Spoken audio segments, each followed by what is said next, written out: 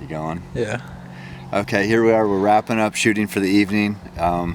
Last week, I sort of forgot to get to an actual shooting tip during my shooting tip segment, so we'll do that this week. When I get rambling about bow hunting and bow and arrow rigs in general, I kind of get off track.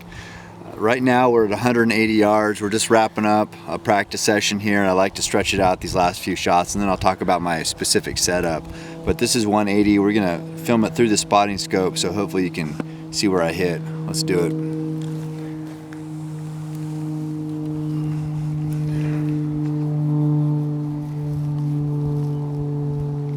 Are you ready?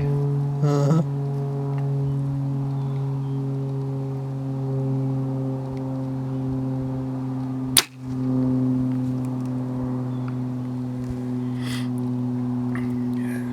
You're in the square. Okay. All right, I'm not quite sure where I hit. We kind of shoot for the kill zone of just an old 3D deer target down there. I don't think it has a head on it even, but we got an orange dot in the middle of the kill zone. So that's where that arrow was. That was 180 yards, like I said. And what we're doing, we're just shooting our hunting rig. I got my quiver on here, loaded with arrows. As far as my setup goes specifically, I like this Hogfather sight. I like getting this sight out as far as I can from the riser. And what that does is, if you can hold steady, getting that sight pin out there makes you really hone in on your target. Really, if you can pick a spot and hold it, this thing is money. If you can't really hold that steady, you're gonna fight this and it's just gonna be miserable. Because that pin's going to move around a lot. The further away it is from the bow, any movement is magnified. So if you have a hard time holding steady, suck that thing back in and do the best you can. But at 180 yards, if you can hold steady, this bow is very accurate. I'm shooting the trophy taker sight here, good drop away, or trophy taker rest, I'm sorry, good drop away rest. I've been shooting for years. I do want to talk about this sight pin here. I don't know if you can get in there. What I do is, so I have my dial set right here at 145. It's kind of cut off, but that's 130, that's 140, that's 150. So 145.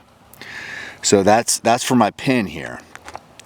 This middle dot is 160. That is about 175. So to shoot that target there, I actually got to put my bubble flat level on the target backstop there. So I know that my bubble level with the target backstop wood, that's how I get 180. It's we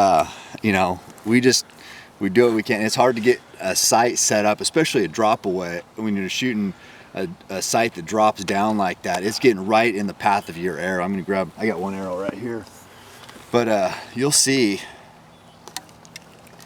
So when my rest is up, that's the clearance I got. So there's no way I can get that sight down there any further. I'm going to be right in where my arrow flies. And it's weird because this bow tunes in. I mean, this thing is tuned money, but that sight is to the left. So I know people say, well, that bow's not even center shot or whatever, but this is just how this one tunes up.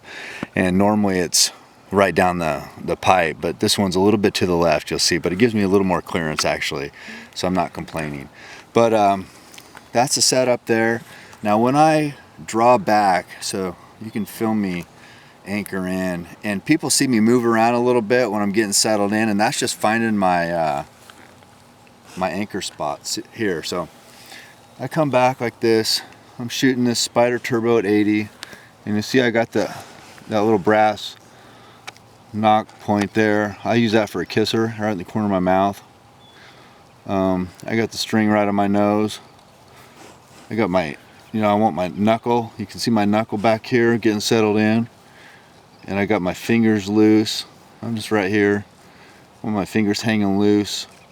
And then that's just how I shoot. So I get settled in. And then right there is where I'm ready to go. And can you get my hand up here on the grip, Tanner? So you see that? See how my fingers are pretty loose? I don't grip that thing at all. I mean, you don't want any grip, any white knuckling action. I just kind of have my fingers just just resting right there, right on the front of that bow. And I got my thumb, the heel of my hand right there, pushing straight away. And that's just how I shoot, and that seems to work. So I'm going to let up here. As far as just my general setup, so of course I got a string loop here. I shoot a Spot Hogg Wise Guy release, and then I go to the bow rack here in Springfield, Oregon. I think probably the premier bow shop. There's a couple great ones out there throughout the country. In this area here, the bow rack is a place to go, and they will set your bow up. Of course, we paper tune it, put it in the hooter shooter, make sure everything's flying good, arrows are matched up perfect, and then we tie everything in. And you see how this peep sight is tied in, and it's not just sitting in there. I mean, it's actually tied in, so that thing is not going to move. And a lot of pro shops don't tie them in like that, and anything moves, you're going to have problems when you're out in the hunting woods. So you'll see this thing's tied in, wrapped around here.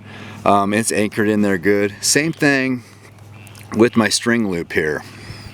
If you get down here, and you'll see that it's actually tied in. It's not just the loop that's pulling on itself to be tight, but it's actually tied in, and that makes a big difference. My little kisser button here is tied in up top, so that thing won't slide up. This thing, this is how we want it. Nothing's going to change in the woods. No sticks are going to get in there. Nothing's going to move. And on the type of hunting I do in the mountains, you need to have your rig almost foolproof, and that's how I do it. So that's it. I'm gonna shoot. I'll shoot one more here real quick. Has that thing been going the whole time? Mm-hmm. Cool. My memory card's getting kind of full, so I'll do one more shot here at 180 and shooting past my truck, past the barn. You can kind of get that, and then get back in that spotting scope, Tanner. And 180 yards here in the setting sun. Let's see if I can put another one in the money. You can just stay wide, Tan. You don't have to go through the spotting scope. Maybe you can see this arrow track. You ready? Uh-huh.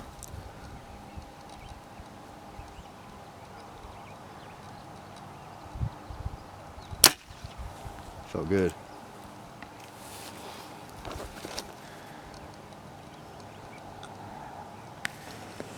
We got another one in there.